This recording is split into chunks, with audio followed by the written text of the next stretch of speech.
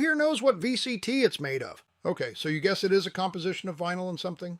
What's interesting is, as long as I've been in the industry, many people just like myself that's been at it have absolutely no idea what the material is that we're trying to maintain. My question to you then is, how can we do the job right? If you don't know what the material is, do you know how to take care of it?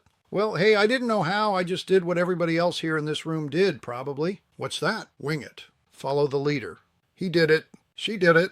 Did they do it right? Did they do it wrong? Do we know what we're talking about? So vinyl composition tile. How do I know the difference between this and a piece of tile that has asbestos? How many people are in the room here today? And we don't know the answer to this.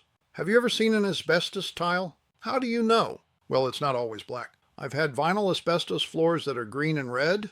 So here's a basic rule of thumb that's pretty accurate for most everything I've seen. Vinyl composition tile, it will be 12 by 12 inches. If it is an 8 by 8, it almost always will have asbestos in it. Now, why do you need to know the difference? So if you do a vinyl asbestos floor and you work on it dry and you powder that asbestos, do you want to breathe that? No. We all know we don't want to do that, but how much of floor care do we do and we don't think about what we are breathing in? This is the reason I start this class this way, because just like most of you, we just do it. We really don't think too much about what we're breathing in. But if I say asbestos, oh, it's a red flag, right? Is limestone and clay crushed up? Is this absorbent?